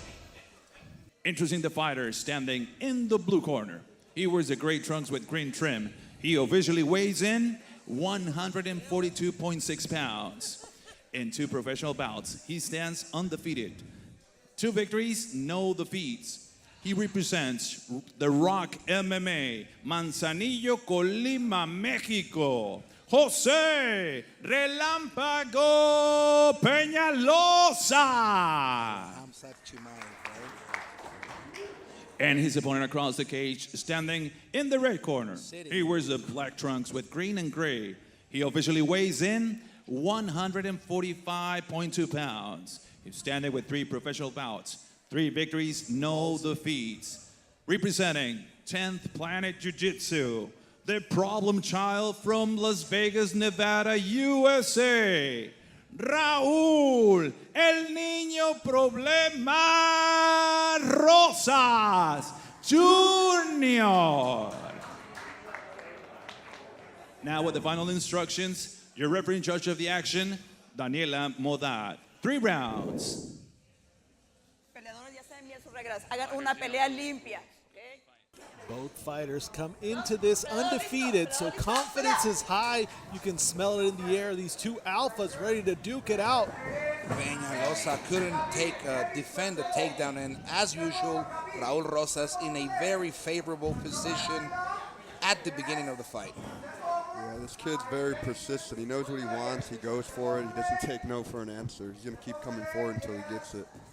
Raul Rosas likes to finish fast and finish hard. This is what has given him the opportunity to fight so frequently here at the UWC, because he's been able to finish off very difficult opponents. I mean, these guys are all veterans. These guys are all trained killers. And Raul not Rosas, veterans, but they are experienced and they have good records, and there is no easy fight. But look at this kid. He's already mounting him and applying the pressure, Johnny. He's got the arm trapped under there. I mean, this is a bad spot. You don't want to be in this spot early in the fight right here. There he's looking for the arm triangle, but he got away. But now, full mount. So interesting to see Rosas, how he evolves every time he fights. Such a young fighter, and you see a level of maturity in some of the positions he takes, the way he postures, the way he looks for the takedown. Like you were saying, Johnny, very determined, knows what he wants, and knows how to attack it. No, for sure. Right now he's on top of the mound. He is showing a little patience. I like how he's just not going crazy. He's trying to dominate the position first. Speaks a little bit more experience now. I mean, it's not his first fight. This is the fourth fight. And Peñalosa fighting. Wow, what a way to just overpass watch and out. overpower. Triangle attempt, Johnny. Yeah. It's a little tough with the posture. But right now they're not so slippery, so you might be able to secure it. Switches to an armbar. Armbar attempt. Tight. That's close. But Peñalosa with that leg on top of Raul Rosas' head is defending the armbar. Johnny, help me with this. Yeah, this position right here, the armbar is in. He just needs to be careful not to let his opponent up right here, but he's going to lose it a little bit. There you go. Raul needs to get back up, fight the position. He does a good job doing so. Now this is a key moment for Peñalosa. Halfway through the round, and this now there you go. Peñalosa attacking the leg now. To be going for a heel hook. Heel hook attempt by Peñalosa, but Raul Rosas with the counter attack. That looks tight. Oh my God. Raul Rosas looking to finish in the first round. These positions are always tough to watch. So interesting to see both of these fighters fighting for the position.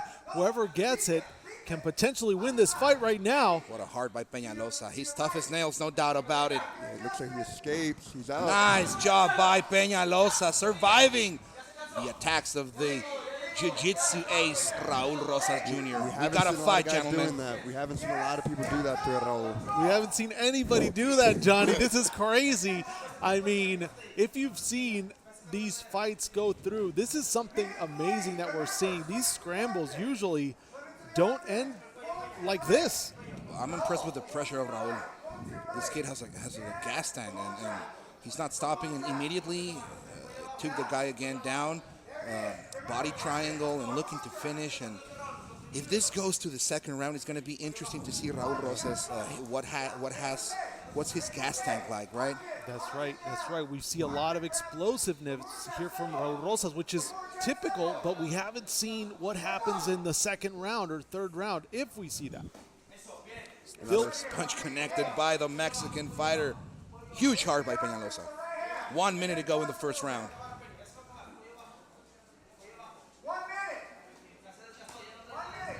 Nice, softening him up, not stopping the movement. Both of these fighters trying to stay active in this position for the last 50 seconds of the first round. Finally, after 4 minutes of intense action, the pace finally slowed down. Now Rosas has his arm trap, Peñalosa's arm trap. He's looking for the finish. Squeezing that neck, but Peñalosa, it's all game, Rafa. Going for that foot. Peñalosa right there in his corner, whispering in his ears, 20 seconds to go. Will he be able to get something off? Peñalosa, the best defense is an offense, and he's doing it right now. Needs to be careful with those shots, though.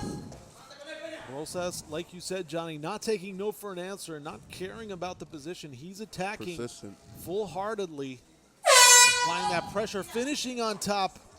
This is the end of the first round, and for the first time in his career, Raul Rosas is going to a second round, Rafa. Oh my God, what a great main event. Wait a minute, this isn't the main event, but it sure feels like it. We're barely starting off the card, and we're getting an amazing fight by these two warriors in the Ultimate Fighter. I'm loving the pressure of Rosas, but also the resilience and the heart of Peñalosa, that when your opponent is this skilled and this crazy at the beginning of the fight, sometimes mentally you get blocked and you lose a fight quickly, right?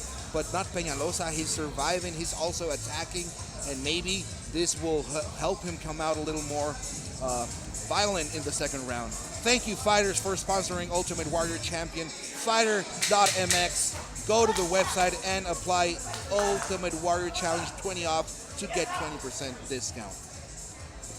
I mean, this is great that we're seeing a fighter as creative as Peñalosa that is coming out attacking and counterattacking and almost reversing one of the submission attempts from Rosas. Will Rosas keep it standing? Nope. Going in for the shot again. He's going in, and Peñalosa is not able to defend the takedown. Rosas sticking to the game plan as we saw round one immediately with the takedown. He had good success. I mean, first round, you could say that it was dominated with Rosas on top. No doubt, he took the first round, but it's going to get interesting now the longer this fight goes because he hasn't been in the second round. Sometimes guys, these young fighters, they're used to finishing fights so fast. Sometimes the mind can play tricks, sometimes it doesn't, so we're going to be able to see what Raul could do in the second round. That's what I want to see. They can get the adrenaline dump, right? Yes. But Rosas is showing that he is ready, fully mounting his opponent. Right now he's doing a good job. Great mind, he's on the mount, he's in a good spot. He's still winning this fight. Peñalosa needs to get out of that position, no doubt. Rosas smelling blood, going for that ground and pound.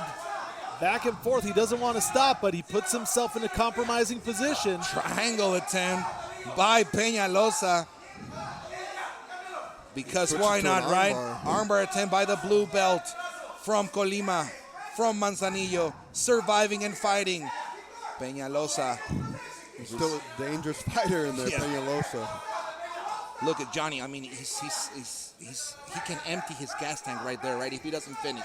If he does, I mean, referee Danny Modales paying really close attention there because Peñalosa is still fighting. Peñalosa knows he needs to show something, but I mean, he's there, he's fighting, and he's always looking for that out. Where's the mistake gonna happen to catch Rosas? Jeez, Peñalosa is hard to finish, tough guy, and I love it how he's sometimes he attacks too, like he tries to get his submission there. I mean, but Rosas relentlessly. It's a good spot. He flattens him out. He's getting the choke. I don't know if he has that. I can't see from this angle. He doesn't. There he goes. Deep. Tap out, and Raul Rosas by rear naked choke in the second round, baby. What a beast. Nowhere to run with that choke. I mean, that was super deep. Props to our referee that immediately saw that was deep. I mean, it could have caused some damage, but right in the nick of time, got that stoppage. Congratulations, Raul Rosas. Johnny, what do you think of the performance of Rosas tonight? I think it was a good performance. You know, he tested a little adversity, nothing too crazy, but he was able to feel what it's like when a guy's fighting back, what it's like when you're trying to finish a fight, but the guy's defending, he's not letting you finish, he's staying in the fight. So I think this was good for him, you know what I mean? Test the experience. You need this as a fighter. You want to get this out of the way earlier in your career, so when you get up there, get in a harder fight, you don't learn it later. It's better to learn it now. Definitely. There we see the replay brought to you by UFC Fight Pass. Very deep, immediately tapped, immediately stopped. I mean, flattened him out. Textbook rear naked choke. Congratulations. And that song. This kid has a bright future. Very bright. Shout out to Jose Peñalosa from Rock MMA, Manzanillo, Colima. Great showing of heart, endurance, and also offensive skills. I mean, I think we saw two great fighters right now. I mean, Peñalosa, all props to him, and Rosas just with the onslaught and with the energy. I mean, we saw him empty 2 gas tanks, and still he's there, he's confident, still believing in everything he's been doing, because at the end of the day, this can't be done without amazing work ethic and hard work from everybody on the Rosas team. We can't wait to see the debut of his brother, his older brother, standing in the back, Jesse Rosas, who they say that he's as good as his brother, so we will see his debut, professional debut, next month on Ultimate Warrior Challenge 35. Let's go with the official decision with Pablo Flores. Ladies and gentlemen, this bout comes to an end officially with a time of 2 minutes, 25 seconds in the second round. Declaring winner by the way of submission due to a rear naked choke, the problem child from Las Vegas, Nevada, El Niño Problema, Raúl Rosas Jr. We are cruising along another installment of Outside the Octagon here on Extra Rounds from UFC Fight Pass, presented by DraftKings Sportsbook. Hey, everybody, I'm TJ DeSantis, getting you ready for UFC 306. This Saturday night, it's UFC Noche in the Sphere, and we are here breaking it down, courtesy of our friends over at DraftKings Sportsbook, which reminds me, let's take a look at the odds here and see how the main card is stacking up. Of course, we've got a headliner as the bantamweight title is on the line. Sugar Sean O'Malley, a bit of a favorite over the machine, Merab Dvalishvili. O'Malley comes in at minus 135. The comeback on the challenger, Dvalishvili, is at plus 114. Alexa Grasso, a favorite over Valentina Shevchenko. Every time I see Grasso as a favorite over Shevchenko, it feels right because Grasso's got the momentum, but Shevchenko as an underdog is just not something I'm used to. Another guy who's an underdog who I don't really see an underdog very often is Brian Ortega, plus 145 in his matchup against Diego Lopez. Lopez at minus 175. You can take advantage of these lines right now over at DraftKings Sportsbook. It is the official sports betting partner of the UFC. Right now, new customers get $250 in bonus bets instantly with their first $5 bet. Download the app, use the code FIGHTPASS, and claim your $250 in bonus bets right now. All right. You didn't think I was going to get out of here without showing you a Sean O'Malley fight, did you? You know, he does rock a Mexican fight kit on fight night. He's the A side of our main event as he looks to defend his bantamweight title against kind of a familiar foe. They never really fought each other, but remember that night Merab wore O'Malley's jacket? That was fun times. It's going to be even more fun Saturday night when they finally lock up inside the Sphere in the main event of UFC 306. So, let's go back to kind of where it all started for the Sugar Show. It's the first time I ever heard those words uttered in the Octagon, and a show Sean O'Malley definitely put on. Let's go back to Dana White's Tuesday Night Contender Series at the time and see him go to work and claim that UFC contract as we wrap up another installment of Outside the Octagon. It's Extra Rounds presented by DraftKings Sportsbook. Tail of the tape brought to you by Toyo Tires, all or nothing. Sean O'Malley, 7 years younger than Kashakian. He will have a 3-inch height advantage and a 2-inch reach advantage. Kashakian has more pro fights, but has lost 2 of his last 5. Mark Smith is the referee back inside the Octagon. All right, Alpha ready? Sean ready. First round, fights on. Here we go. Tonight's fight clock is brought to you by Toyo Tires, all or nothing. I love a Bruce Buffer introduction, but you got to earn that. Yes, sir. And a chance to earn it tonight for these fighters. Right to the action. O'Malley in green, Kashakian in red. Both like to stand and strike. They're happy they're fighting against a fellow striker. This one could be quick. Yeah, you know. Whoa! Big knee to the body by O'Malley as he escapes the pressure of Kashakian. And I was just going to say, O'Malley, the much more unorthodox striker. And, you know, Kashakian's going to try to get in and be a little more, cut and dry. Jab cross, jab overhand, left head kick. Already a little scratch. Spinning back fist. Oh, but Kashakian comes with a counter. O'Malley loves to spin and throw, whether it's a fist or a foot. But he's on the ground now as Kashakian looks for some ground and pound. Yeah, he's raining down some punches here. And this is one of the things I talked about. He has some finishes. When he gets on top of guys, he'll pound you out. He knows that O'Malley's weakness is his wrestling and his jiu-jitsu, and he's trying to take advantage of that. Looking to hand O'Malley his first loss, and he has him on the ground now. And O'Malley around the neck of Kashakian. He escapes it and throws another few rights. Wow, great ground and pound here by Kashakian. And a nice triangle attempt there by O'Malley. Kicks off the hips. Kashakian all over him here, though. Trying to sun him here a little bit, if you will. Be a little bit of a big brother action here. Stuff in the head. Trying to bully O'Malley early.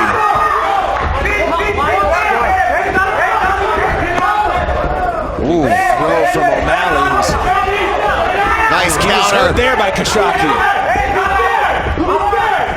O'Malley continues to try to go for the home run punch. There's another left from Kashakian. Yeah, Kashaki just getting right out of the way of this. Ooh, big left from O'Malley. Yeah. And a right. Big cut on the left eye of Kashakian. Yeah, that's starting to leak a little bit. Doesn't seem to be slowing him down yet, though. Not rubbing it, not wiping it away yet. So far, so good for Kashakian. But O'Malley's starting to find a home for some of these punches. Oh! Big left knee to the head, but Kashakian moves in. O'Malley covered up with his back to the fence. Wow, these guys are with a right elbow. Exactly what we thought. Yeah, this is living up to everything we talked about in every little bit of things. When we talked about these two guys getting in here, we knew they were going to throw down, and man. Tries to catch that kick. Each bleeding now as we are coming up on 2 minutes to go in the first round. Oh! Big left! Big right, excuse me, by O'Malley as he stumps Kashakian. He's hurt. Kashakian in danger here, but back to his feet. Oh, he's hurt still. He's playing it well, but he is not with it. Look at his eyes. He's still blinking. Spinning back fist. Spinning back from O'Malley. O'Malley needs to separate here, get some space to start going to work. Kashakian woozy, and where's another right? O'Malley now trying to tee off. Counters with the left and throws the uppercut. He's got him more hurt. Sean has got him more hurt than he's aware of. Kashakian doesn't know what's going on here. He can barely, his feet are still wobbling. Amazing that he is still on his feet and throwing. Oh, big right at Kashakian. He faked the hands spin. low. O'Malley going to work once again. Oh, nice counter right over the top. D'd up on that takedown. O'Malley doing a great job of just getting out of the way and countering every punch that Kashakian is throwing. Mark Smith keeping a close eye on Kashakian as he continues to take blows from O'Malley. Oh, that's it! And that is it! Sean O'Malley with a huge right hand brings Dana White to his feet, and he is still undefeated. Wow! Sean O'Malley. Welcome to the Sugar Show. This is my show.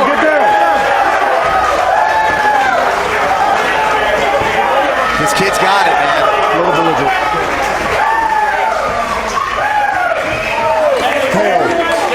The ink, the hair, the kicks, and the fists. Welcome to the Sugar Show, says Sean O'Malley.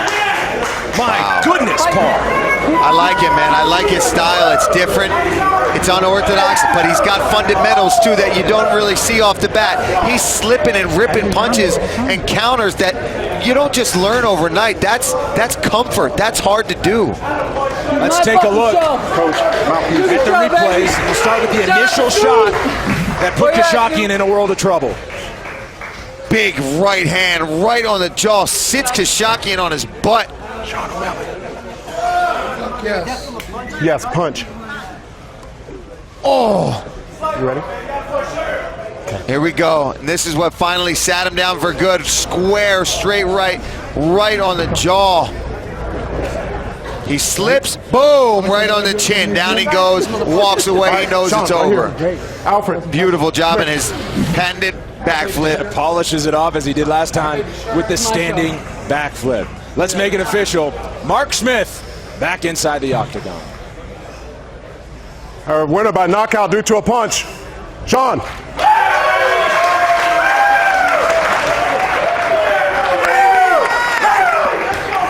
Sean O'Malley has his hand raised once again. Said coming into this fight, I will be a household name. Dana, get ready. Dana was on his feet at the end of this fight. Yeah, Dana knows exactly who this kid is now, and if things keep going the way they're going, that kid's going to be signed, in my opinion. So Sean O'Malley does not let this fight get to the second round. Two strikers stood and threw, and Sean O'Malley at the end was picking his spots with Kashakian, leaving his hands down, and as you said, more hurt than he realized, and O'Malley took full advantage. What really impressed me was his level of comfort in there. Above all things was his ability to stay calm and be loose. That is when your striking is most effective, is when you are calm.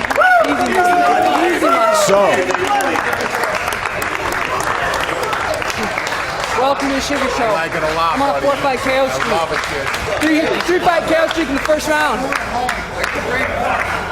He knows his stats. Sean O'Malley remains undefeated, and you could see he's got a streak of knockouts. He adds to that tonight against Alfred Kashakian. He joins Laura Sanko. Happy with the Sugar Show. All right, I'm here with Sean. Sean, what an incredible fight. You set the tone, absolutely. You had a lot of highlight finishes coming into this fight. How good does it feel to get it done in that fashion? It felt good. I would have been disappointed in anything else. I come out to fight. I come out to knock people out. That's all I want to do. When he took me down, he was talking about not wanting to wrestle and all that shit. Let's take easy money. Let's take a look at the finisher. You can look down at the monitor. Hey, no, you see that? You absolutely backed him up against the fence. Well, you set him down first with this huge right hand, and at the end of the fight, you had him backed up. A head kick. It's hard to pick a highlight. Talk us through these. It's fucking easy. That was easy. You were using some really unusual feints at one point, literally looking off to the side and then landing a shot. Is that something that you do in practice? Something me and my coach Tim Welch work on all the time. Everything I do at practice. We work on it. He did manage to land a few shots on you. Did anything get through? Were you wobbled at any point? No, I was good. I was good. I was telling him, he took me down. I was like, what the hell? What, I thought we were going to fight? So, I mean, maybe that was the game plan, or maybe I came out and he realized I was way too fast for him and that was going to happen, so he tried to take me down. What'd you say to Dana at the end there? I said, welcome to the Sugar Show.